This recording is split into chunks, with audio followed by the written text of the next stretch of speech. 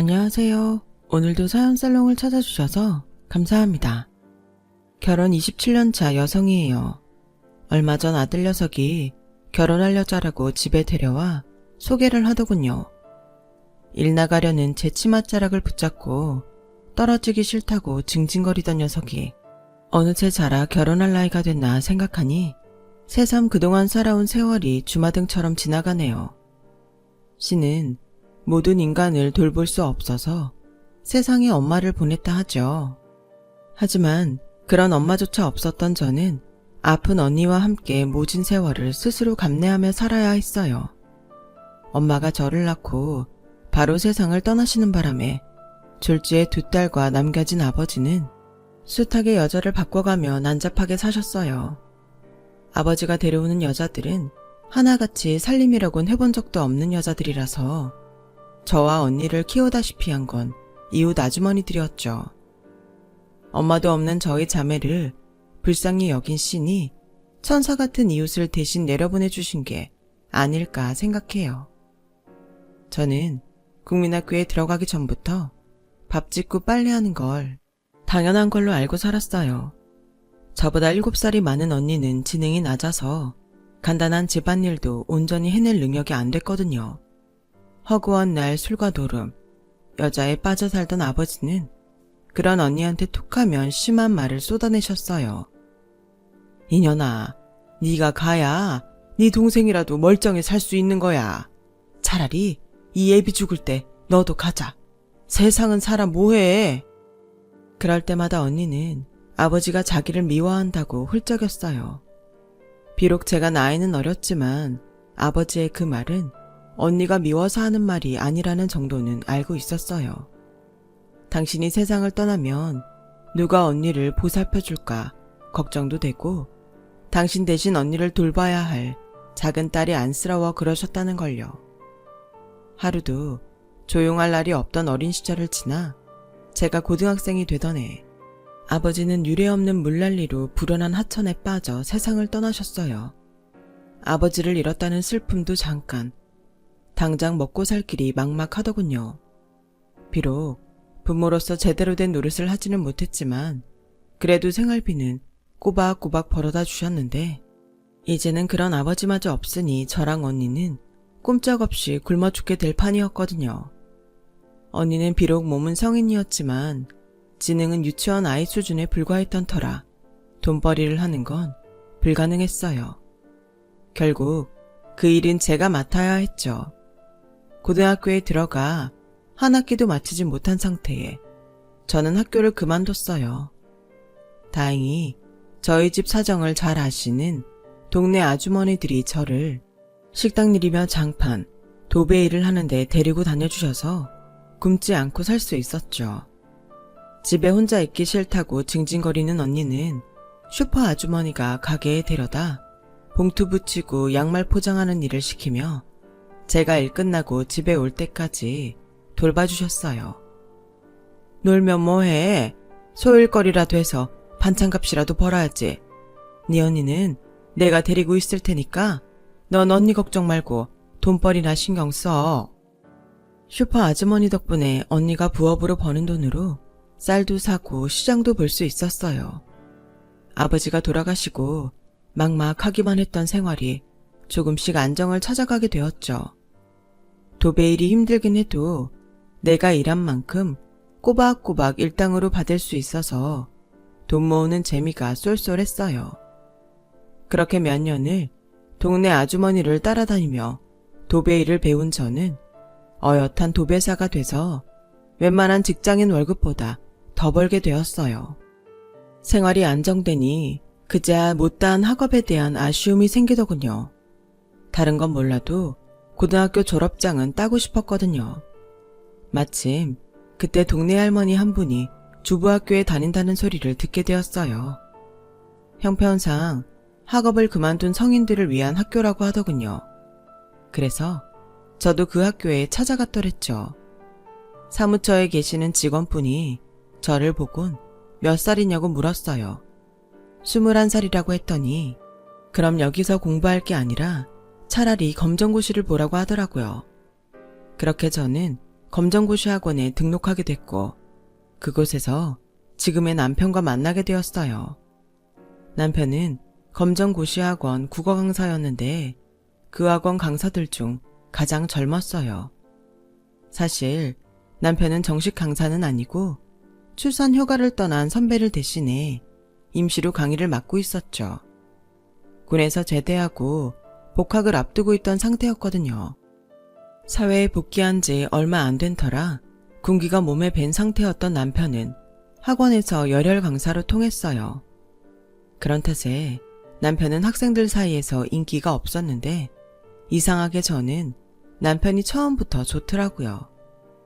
공부에 목이 말라있던 저에게는 하나라도 더 가르쳐 주려고 애쓰는 남편이 무척이나 고마웠거든요. 남편 역시 강의 시간마다 초롱초롱한 눈빛으로 수업에 임하는 제가 기특했다고 하더라고요. 시간은 흘러 전임 강사의 출산 휴가가 끝나고 학원에 복귀를 하게 되면서 남편은 학원을 그만두게 되었어요. 남편은 마지막 강의 시간에 칠판에 전화번호를 적어주었어요. 우리 집 전화번호야. 공부하다가 모르는 게 있거든 전화해. 낮에는 내가 학교에 가야 해서 못 받을 것 같고 7시 이후라면 언제든 좋으니까 마음 놓고 전화해. 물론 강의실에 있는 학생들을 상대로 한 말이겠지만 제 입장에선 마치 저에게 전화하라는 사인 같았어요. 학원 내에서 강사와 학생이 연애를 하는 건 금지사항이었기에 그렇게 자신의 연락처를 남긴 거라고 생각했죠. 그래서 남편이 학원을 그만두고 얼마 뒤 저는 용기를 내서 전화를 했어요. 그랬더니 사투리가 심한 아주머니가 전화를 받으시더군요. 선생님 계시냐고 물었더니 대뜸 전화 잘못 걸었어. 그리고는 바로 끊어버렸어요. 그럴 리가 없다는 생각에 다시 번호를 확인해가며 전화를 걸었는데 또 그 아주머니가 받지 뭐예요. 아따, 전화 잘못 걸었다고 안 오요. 선생님은 학교에서 찾아야지. 어째 너무 집에서 찾는단가. 전화세 나간 깨로 끊어요. 이번에도 제 말은 더 듣지 않고 바로 끊어버렸어요. 그제야 가짜 전화번호를 써준 게 아닐까 의심이 가더라고요. 괜히 혼자 김칫국을 사발로 마신 것 같아서 화도 나고 서운했어요. 그래서 남편을 잊자 생각하고 다시 공부와 도배일에만 열중하고 있었죠. 그런데 하루는 일 끝나고 집에 돌아왔는데 주인집 아주머니가 달려와 방에 손님이 기다리고 있다지 뭐예요. 그래서 방문을 열어보니 언니랑 남편이 TV를 보고 있는 거예요. 왔어요. 정임씨 올 때까지 밖에서 기다리겠다고 했더니 주인 아주머니가 한사코 안에 들어가 있으라고 하셔서 실례인 줄 알지만 들어와 있었어요. 언니분이 과자도 내주셔서 같이 먹으면서 TV 보고 있었어요. 순간 제 얼굴이 발갛게 달아올랐어요.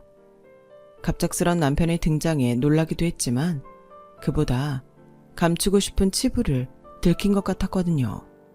남들과 다른 저희 언니 말이에요. 이런 집에서 남다른 언니랑 사는 주제에 그동안 사랑 타령을 했냐고 손가락질 받을 것만 같았거든요. 물론 남편은 전혀 그런 의도가 없었겠지만 도둑이 재발저린다고 제 스스로 가졌던 죄책감이 그렇게 저를 몰아붙이고 있었어요. 남편 보기 창피하더라고요. 그런 제 마음과 달리 남편은 언니랑 너무나도 자연스럽게 대화를 나누고 웃고 있더라고요. 저는 남편을 밖으로 불러냈어요. 남편은 제 표정을 보곤 자기가 실수를 한 것 같다며 사과하더군요. 저희 어머니께서 선생님을 찾는 전화가 자꾸 온다고 하셔서 난 당연히 정임씨일 거라고 생각했어요. 그래서 학원에 전화를 했더니 정임씨 주소를 가르쳐 주더라고요. 정임씨가 우리 집에 전화한 거 아니었어요? 창피함 때문이었을까요? 나도 모르게 퉁명스럽게 답했어요. 아니요, 난 전화한 적 없는데요. 제가 뭐하러 야심한 밤에 남의 집에 전화를 하겠어요. 그리고 이젠 선생님도 아니면서 학생이 그깟 전화 한 번 했다고 집까지 찾아오시나요? 참, 할 일도 없으시네요. 미안해요. 난 정임씨가 중요한 일이 있어서 전화한 줄 알고 내가 착각을 한 모양이네요. 그런데 야심한 밤인 건 어떻게 알았어요? 난 전화가 언제 왔었는지 말 안 했었는데. 그건 전화를 건 사람 아니면 모를 텐데요. 정임씨가 전화한 거 맞죠? 처음부터 내가 했다고 사실대로 말할 걸. 괜히 거짓말했다가 꼴만 우습게 되었어요. 안 그래도 창피함에 붉어진 얼굴이 금방이라도 터져버릴 것처럼 뜨끈뜨끈하게 달아올랐어요. 복학하고 선후배들이랑 술자리가 잦아서 요즘 집에 늦게 들어갔어요. 정임씨 전화 못 받아서 미안해요. 앞으로는 내가 꼭 받을 테니까 또 전화해 줄래요? 거짓말을 하고도 오히려 툴툴거리는 제게 남편은 따뜻하게 말해주었어요. 그래서 고개도 못 든 채 고개만 끄덕끄덕 움직였죠. 그날 이후 저는 공부를 하다가 잘 모르겠는 문제가 나오면 남편한테 전화를 걸었고, 그러다 점점 공부가 아닌 사적인 수다를 떨려고 전화를 걸게 되었어요. 누가 봐도 연인 사이의 통화였어요. 남편은 종종 저를 자신이 다니는 대학교로 데려가 빈강의실에서 공부도 가르쳐주고 인근 분식집에서 쫄면도 사주곤 했어요. 당시 우리 관계는 사제지간과 연인 사이 그 중간쯤이었던 것 같아요. 그러는 사이 저는 검정고시에 합격했고 이후 남편과 정식으로 교제를 시작했어요. 저희 집에 처음 찾아왔던 날 주인집 아주머니를 통해 제 사정을 다 들었던 남편은 저희 언니와 스스럼 없이 지내주었어요. 언니는 자기보다 나이 어린 제 남편을 마치 친오빠처럼 생각하는 것 같았죠. 남편은 대학을 졸업하던 해 임용고시에 합격해 남자중학교 국어선생님이 되었어요.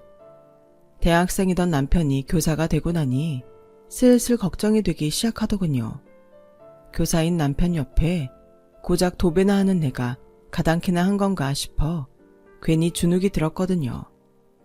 사귄 지 5년이나 됐기에 내심 결혼을 생각하던 차였기에 더더욱 그랬던 것 같아요. 제 처지도 그렇고 학벌도 그렇고 하는 일까지도 어느 것 하나 시댁에 떳떳할 수 없는 처지였으니까요. 그리고 드디어 걱정하던 일이 현실이 되고 말았어요. 남편이 안정된 직장에 취직도 했으니 어머님께 인사를 드리러 가자고 해서 따라갔는데 시어머니께서 저를 보시고는 앓는 소리를 내시더라고요. 어메, 금쪽 같은 내 새끼, 불쌍한 내 새끼. 네가 전생에 뭔 죄를 졌다고 이깟 여자를 만나 고생이냐. 야야, 네가 좀 말해보니라. 내 아들이 니한테 뭔 죽을 죄를 졌냐. 뭔 죄를 졌길래 거머리같이 내 새끼 바지가랑이를 붙잡고 늘어지는 거냐고. 이? 돈이냐? 돈이면 나가 줄 텐께. 이참에 끝내불고 네가 길 가거라. 내 새끼 그만 괴롭히고 네 살 길 찾아 가란 말이여. 어머니, 무슨 말을 그렇게 하세요. 이 사람이 나 좋다고 따라다닌 거 아니고 내가 따라다녔어요. 별것도 아닌 어머니 아들 이 사람이 받아준 거라고요. 그러니까 결혼 허락해 주세요. 어머님은 당장이라도 숨 넘어갈 사람처럼 가슴을 치며 말씀하셨어요. 나가 이날 이때까지 이 꼬라지를 보려고 죽일년 독한 년 소리를 들어가며 널 키웠더냐? 애미 가심에 못질하라고 너를 키웠냔 말이다. 다 필요 없은게 이거 내 눈앞에서 치워라. 네 애미 죽은 걸 보고 잡지 않으면 당장 눈앞에서 치우라고. 어머님, 제가 많이 모자라지만 정옥 씨 앞길에 눕기치지 않게 잘할게요. 어머님도 성심성의껏 모실 거고요. 그러니까 저 좀 받아주세요. 부족한 것만 보지 마시고 노력하는 모습도 봐주세요. 네? 그래. 100번 양보해서 널 받아준 자 치자. 모자란 네 언니는 어쩔 것이냐. 버리고 올 것이냐 대불고 올 것이냐. 대불고 올 생각이라면 애당초 말도 꺼내지 말어. 세상 어느 애미가 지 식구도 모자라? 모질한 처형까지 대불고 사는 걸 모른 척한다냐. 내 말이 모질다 말고 니도 양심이 있다면 그러는 것이 아니여. 박복한 네 인생이야. 그것이 네 것인께 네가 안고 갈 일인 거고 우릴랑은 이 일장 관계 없자네. 안 그냐? 그게 이참에 인연 끊고 네 언니 대빌고 네 갈 길 가거라. 어떻게 저 행복하자고 언니를 버리고 오라고 하세요. 세상의 혈육이라곤 저 하나뿐인데. 어머님, 제가 잘할게요. 그 이한테도 잘하고 어머님한테도 성심성의껏 잘할게요. 그러니 제발 우리 언니 버리고 오란 말씀은 말아주세요. 저 돈도 잘 벌 자신 있어요. 살림도 누구보다 잘할 자신 있어요. 저희 언니도 절대로 어머님 눈에 거슬리지 않게 제가 단속 잘할게요. 그러니 제발 받아주세요, 어머님. 나아가 하는 말 못 들었냐? 난 말이여, 내 새끼 힘든 꼴은 죽어도 못 보겠다 이거여. 네가 아무리 잘한다 해도 모자란 네 언니가 내 새끼 발목을 잡는디 나가 어찌게 이혼사를 받아들인다냐. 차라리 날 죽이고 살든가 말든가. 제가 무릎까지 꿇고 애원했지만 어머님은 좀처럼 물러설 생각이 없어 보이셨어요. 이대로라면 남편과 헤어질 수밖에 없는 상황이었죠. 그러자 남편이 나섰어요. 어머니, 어떻게 이러실 수가 있어요. 아무리 그래도 하나뿐인 혈육을 버리고 오라는 게 말이 됩니까? 누가 저보고 어머니 버리고 장가오라고 하면 어머니는 어쩌겠어요? 저보고 가라 하시겠어요? 저 없이도 사시겠냐고요. 인지상정이라고 나한테 아픈 일은 상대한테도 아픈 겁니다. 이날 이때까지 언니 데리고 고생하며 살아온 사람 가엾다 보다듬어주지는 못할 망정 어떻게 어머니마저 이 사람 가슴에 비수를 꼽으십니까? 불쌍한 사람입니다. 어머니가 이러지 않으셔도 세상 사람들 앞에서 늘 고개 숙이고 살아온 불쌍한 사람이라고요. 어떻게든 살아보려는 이 사람한테 계속 상처 입히신다면 저 오늘부터 어머니 아들 안 하겠습니다. 이 집 나가서 내가 이 사람 보다듬고 살아갈 겁니다. 그러니 어머니가 선택하세요. 이 사람과 처형 받아줄 건지 아들이랑 절연하고 살 건지. 오메 쑥을 놈아, 네가 애미 가슴에 기어이 칼을 꼽아야 기집한테 눈이 멀어가 애미도 버리고 나가 살겠다고야. 차라리 날 죽이고 가라. 남편은 절규하는 어머님을 뒤로하고 제 손을 잡고 집을 나왔어요. 그렇게 제 단칸방에서 남편과 저는 신혼살림을 꾸렸어요. 나이 찬 처형이랑 한 방에서 사는 게 남들 눈엔 상스러워 보였겠지만 우리 세 식구한테는 어쩔 수 없는 선택이었어요. 그렇게 1년 가까이 셋이서 살았는데 하루는 어머님이 저희 집으로 찾아오셨더라고요. 남편이 학교 가고 없는 시간이라 작정하고 들리신 것 같았어요. 언니는 자신에게 적대감을 갖는 사람임을 감지했는지 시어머니를 보자 제 등 뒤로 숨어버렸어요. 어머님은 그런 언니를 보시곤 한숨을 푹 쉬셨죠. 아가, 여 앉아봐라. 니 잡으려고 온 거 아닌게 와 앉아. 세상에 이런 일은 없다. 서방이랑 처형을 한 방에서 재우는 것이 말이 되는 일이냐? 나도 더는 싸울 힘도 없으게 이참에 집에 들어오니라. 방도 다 치워놨고 살림도 니들 쓰기 편하고로 바꿔놨은게 어지간한 건 다 버리고 들어오니라. 자석 이기는 부모 없다고 나도 내 새끼랑 영 끊고 못 살겠더라. 숨을 쉬어도 사는 것이 아니고 밥을 먹어도 살로 가들 않더라. 근게 어찌겠냐. 나가 물러서야지. 그렇게 저희 부부는 어머님 허락을 받게 되었어요. 퇴근에 돌아온 남편은 어머님께 당장 전화해 죄송하고 감사드린다고 말씀드렸어요. 어머님 허락받고 시댁에 들어가면 끝날 줄 알았던 고부 갈등은 그때부터 시작이었다는 걸 그때 몰랐었죠. 아버님 살아계실 때부터 혼자 몸으로 식당을 해서 생활을 해온 어머님은 칠순을 바라보는 연세까지도 가게를 끌어오셨어요. 저는 남편이 벌어온 돈으로 언니까지 데리고 사는 게 미안해서 전보다 더 악착같이 일을 했어요. 쉬는 날도 없이 도배 일을 하고도 집안 살림도 소홀히 하지 않았어요. 그런 모습에 어머님도 제게는 뭐라 트집을 잡지 않으셨지만 유독 저희 언니한테만큼은 독사처럼 모진 말을 퍼부어대셨죠. 아무리 지능이 떨어지는 언니지만 자신한테 모질게 구는 시어머니 말을 못 알아들을 정도는 아니었어요. 제가 일 끝나고 돌아오면 언니는 기다렸다는 듯 제게 와 그날 시어머니가 자신한테 한 욕들을 전해주었어요.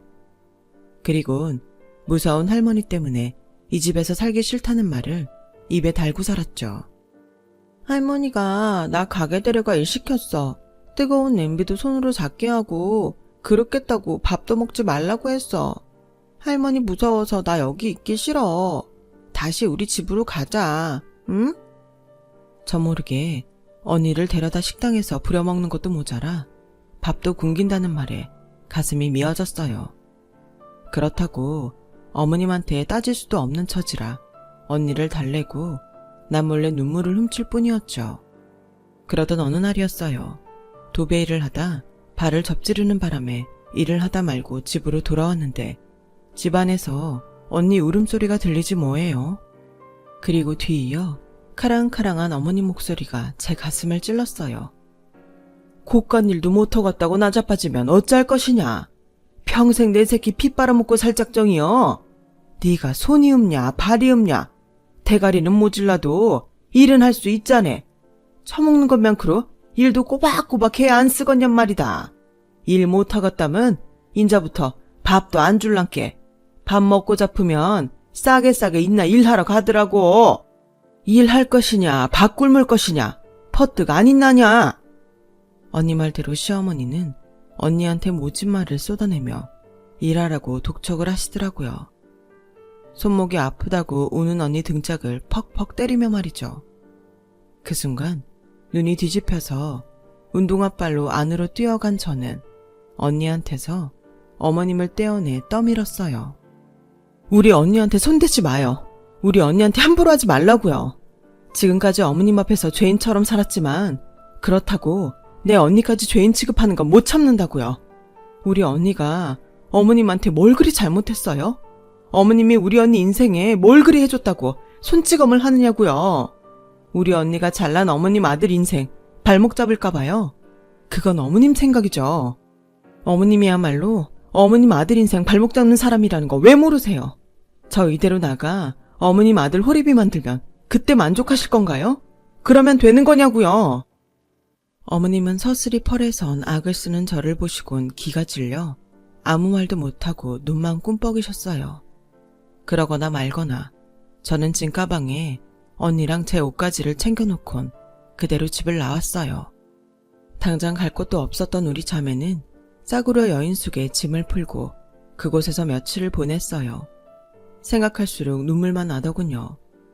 처음부터 반대하는 결혼 뭐하러 해가지곤 나도 언니도 이 꼴을 당하고 살았나 싶은 게 내 자신이 그렇게 미울 수가 없었어요. 이런 제 마음을 아는지 모르는지 언니는 여행 떠난 아이처럼 한껏 들떠선 즐거워하더군요.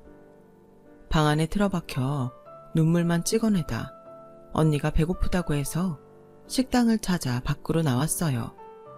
그런데 언니가 자꾸 어머님 가게 근처에 있는 만두집에 가자고 하는 거예요. 만두집은 어디에도 있으니까 그냥 근처에서 사 먹자는데도 도통 말을 듣지 않더라고요. 혹여 근처에 갔다가 어머님이랑 마주치기라도 하면 어쩌나 걱정이 됐지만 언니가 울고불고 하는 통에 결국 그리로 가게 됐어요. 언니랑 제가 가게로 들어가자 주방에서 만두를 빚던 주인 남자가 화색을 띠며 달려나왔어요. 다리를 절뚝이면서 말이죠. 남자를 보자 언니도 신이 나서 몸을 베베 꼬더라고요. 그 모습은 마치 연애하던 시절 남편과 제 모습과 흡사했어요. 그동안 어린 줄만 알았던 언니가 누군가를 사랑할 수 있다는 걸 그때서야 알게 된 거예요. 남자는 제게 꾸벅 인사를 하더니 어렵게 입을 열었어요. 안 그래도 일간 한번 찾아뵈려고 했는데 직접 오셨네요. 거두절미하고 제가 죽일 놈입니다. 남도식당 아주머니는 죄가 없어요. 모두 저 때문에 그러신 거예요. 남자는 제게 도통 알 수 없는 소리를 했어요. 저희 둘 짝지어 주시려고 이 사람한테 일 가르치시느라 그런 거지 절대로 미워서 그러신 거 아닙니다. 그게 무슨 소리예요? 언니한테 짝을 지어주다니요? 그러자 사장은 곤란한지 머리를 긁적이더군요. 그리고는 할 수 없다는 듯 입을 열었어요. 언니 때문에 평생 무거운 짐 지고 사는 며느리 불쌍하다고 자신이 죽기 전에 언니 짝은 지어주고 가시겠다고 그러신 거예요. 제가 언니분보다 나이도 많고 다리도 이 모양이라서 처음엔 남도시장 아주머니가 반대 많이 하셨어요. 그래도 우리가 죽고 못 산다니까 정 그렇다면 동생분한테 허락받을 수 있도록 집 한 칸이라도 장만해 오라고 하시더라고요. 그때까지 아주머니가 언니분 잘 가르쳐서 가정 꾸리고 살 수 있게끔 만들어 놓겠다고요. 만두집 사장 말대로 그동안 어머님은 저희 언니한테 가게 일을 시킨 게 아니라 살림을 가르쳤던 거였어요.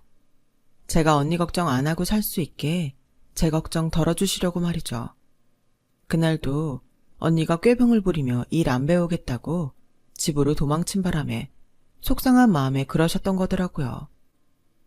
내 입으로 이런 말을 해도 되나 모르겠는데 실은 남도식당 사장님 몸이 많이 안 좋으세요. 병원에서 수술도 힘들다고 했다나 봐요. 그런데도 어떻게든 사돈처녀 가르쳐 보시겠다고 저러시니 참, 사장님이 말은 사납게 하셔도 속은 따뜻한 분이에요. 돈 없는 사람한텐 밥도 공짜로 주시고 내 자식 남의 자식 가릴 거 없이 늘 시장통 사람들 도와주시거든요. 저 때문에 며느님과 사이가 벌어졌어도 제 탓 한 번 안 하시고 혼자 가슴으로 떠하는 분이세요. 탓하실 거면 나를 탓하시고 남도식당 사장님은 미워 마세요. 만두집 사장 말에 하늘이 무너지는 것 같았어요. 병원에서도 손 놓을 정도로 아프신데 며느리란 사람이 그것도 모르고 있었다니.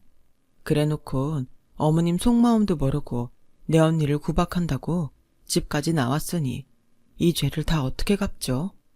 그 길로 어머님 가게로 달려갔어요. 주방 뒤편에선 가쁜 숨을 몰아쉬시며 간신히 버티고 계신 어머님을 보니 눈물이 앞을 가리더군요. 그래서 그 앞에 무릎 꿇고 빌었어요. 어머님, 제가 잘못했어요. 이렇게 아프신 줄도 모르고 제가 어머님을 오해했어요. 어머님 잘 모시겠다고 약속해놓곤 제 살 궁리만 하고 살았어요.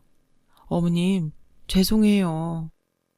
어머님은 그런 제 손을 잡으시며 오히려 당신이 미안하다고 하시더군요. 나가 거친 시장바닥서 살아와 그런가 입도 험하고 너한테 상처도 많이 주지 않았냐. 지렁이도 밟으면 꿈틀 헌다는데 하물며 사람은 오죽하겠어. 내 죄지 네 죄 아닌께 일하고 있지 말고 언능 있나야. 네가 일하면 나가 속이 찢어진 게. 제 손을 쓸어주시는 어머님의 거친 손이 그날따라 무척 따뜻했어요. 어머님 덕분에 언니는 스스로 밥도 짓고 반찬도 만들 정도로 주방 일을 익혔고 이듬해 봄에 만두집 사장이랑 결혼식을 올렸어요. 그리고 어머님은 같은 해 겨울 잠드신 상태로 세상을 떠나셨고요. 제 아들 태어나기도 이전의 일인데 아직도 눈앞에 선하네요. 그건 어쩌면 이제 어머님의 거친 말을 듣고 싶어도 들을 수 없기에 제가 어머님 살아생전 기억을 꼭 붙들고 사는 탓이겠죠. 제가 어제 어머님 제사상을 준비하고 어머님 생각이 많이 났나 봅니다. 비록 말씀은 거칠었지만 저와 제 언니까지 가슴으로 안아주신 속 깊은 시어머니를 생각하며 이만 사연을 마치겠습니다. 지금까지 이야기 들어주셔서 감사합니다. 건강들 하세요. 여러분, 사연 댓글에 응원과 현명한 조언 부탁드려요. 좋아요와 구독은 저에게 큰 힘이 됩니다. 오늘도 좋은 일 가득하세요.